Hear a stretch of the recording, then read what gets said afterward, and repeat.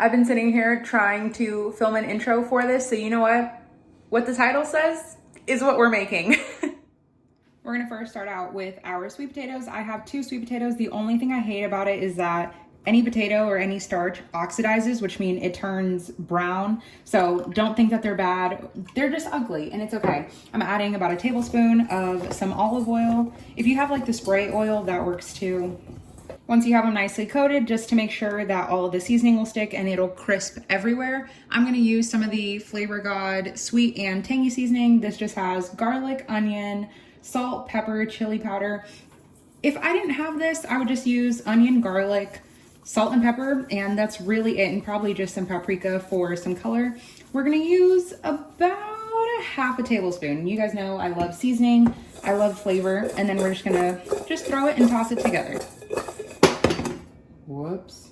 Fries are nicely coated. Now we can just throw them in our air fryer. Okay, we were running out of counter space, so that's why it looks kind of crowded here. At 380, we're just gonna take our basket and just toss in all the fries. You could lay them down in like a single layer and be, you know, super perfect about it, but I just want them cooked, you know? So we're just gonna toss them in somewhat of a flat layer. Let's see if we can do this. Oh, okay. Now we'll set it to 380, or we'll just wait for it. Oh my goodness. Nope, 380, and then we'll do 12 minutes. Is that on? Oh my goodness, what a fail. 12? Is that, oh, there we go. Okay. While the sweet potatoes are going, we'll work on our zucchini. So I chopped off the top and the bottoms of the zucchini and I sliced it lengthwise down. So top, bottom gone. Just be careful. Your edge, the tip of your knife on the edge of the zucchini. Press down, that's it. Zucchini has like a kind of sap to it, so if you are not familiar with cutting them, just be careful. Then I'm just gonna do half moons. I'd say about half an inch thick, 1/3 of an inch. Whatever size you wanna eat them, that's what you're gonna chop them in. Then once you have that, for the sake of not having to do dishes, the same pan we had, this is not a pan, this is a bowl that we had our sweet potato fries, just gonna toss them in there. In a smaller stainless steel pan, I'm gonna add about a tablespoon of some olive oil. Then we can add in our zucchini. There is no seasoning on this because zucchini has a ton of moisture. So I wanna let all of that just kind of seep out and create almost like a saucy juiciness. Well, it's basically gonna be water. It's like zucchini juice, but then we can add our seasonings about like halfway through. So we're just gonna let them soften and cook probably 4 to 5 minutes. While our zucchini is cooking on this side, we're gonna work on our pork chops. I have 2 bone-on pork chops.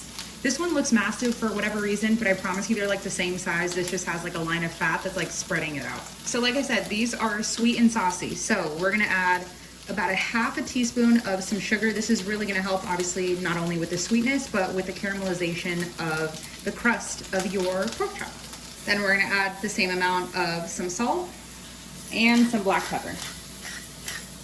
Now, in a pretty wide stainless steel skillet with high sides, just to keep everything in there and all the splatters, we're gonna add a good couple of tablespoons, almost even a 1/4 cup of some olive oil, and just swish it around. Pork has a tendency to stick, and it might even stick in this, but it's still gonna taste good, but you just wanna prevent stickage as much as possible. Then we can take both of our pork chops, seasoned side down.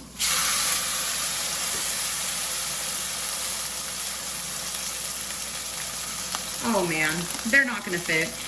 Ah! You know, we're just gonna make it work. That's what we're doing. We're making it work.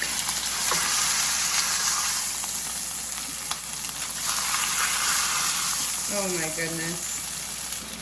You know what we're gonna do? This is what I mean by making it work. I'm cutting it off the bone. Oh well.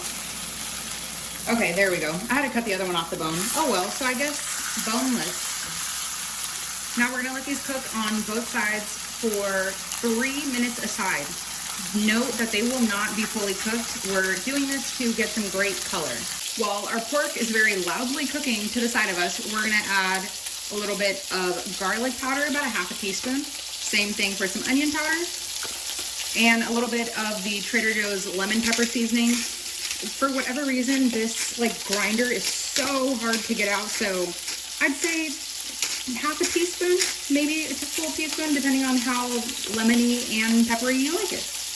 Then just give everything a mix. See, we already got that nice sauciness on the bottom, and that was the color I was looking for. You want to really cook out all of that moisture in there so it doesn't taste soggy, and so it almost tastes like it was on the grill with little charred bits. Oh, love it. Okay, now we just let this sit, and all of the steam is gonna pull out more moisture. We have so many things going on here. Okay, ooh. All right, they look pretty good, but they're definitely not crispy. Probably because they're not in a flat layer. I have so many timers going off. So just giving them a shake, and then we'll throw them in for, what is wrong with me? Am I doing this wrong? Okay, we'll throw them in for the same 380. Oh my goodness, am I gonna have the same problem? But this time we'll do 7 minutes, just to be sure. Then of course the other side is seasoned. We're gonna try and flip. Ooh, okay, no stick. Oh, so pretty. And as you guys can see, I threw the bone in there because, you know, more flavor. Pork chops have a tendency to curl, and it just happens. It is okay. Then we can take our pork chops out to let them rest while we work on our sauce. Now in the pan, I still have some of the rendered out pork fat and a little bit of olive oil. I'm gonna add about a half of an onion. I don't want too much here. We're gonna make sure to give everything a mix and slowly pick up the brown bits from the bottom of the pan, just scraping whenever you can. We're not looking for them to get, did you guys see that onion that just hopped out of the pan? Said, nope, not today. We're not looking for them to get like too caramelized. We just kind of want to cook them out a little bit so you don't have that much of a raw onion taste. While our onions are coming together, what are these? Sweet potato fries are, I'm forgetting like everything. Sweet potato fries are out. They are super tender, cold good. I'm gonna hit this with a tablespoon of some garlic. Then we can add a 1/4 cup of some red wine vinegar. I haven't tried it with any type of vinegar, but I just wouldn't recommend white. If anything, I would try apple cider vinegar. Now I'm still just scraping from the bottom. I turned my heat to a medium. You want to cook out the like acidity from the vinegar just to make it almost a little bit sweeter and not as like harsh. Okay, once you can't really smell it in the air anymore, then we're gonna add a tablespoon of some capers. Capers, I somewhat want to compare, yes, this is also Roman's bowl. I somewhat want to compare them to olives, but I hate olives. But these I actually like. Look at how cool they are. Can you, oh, no. Like, isn't that pretty?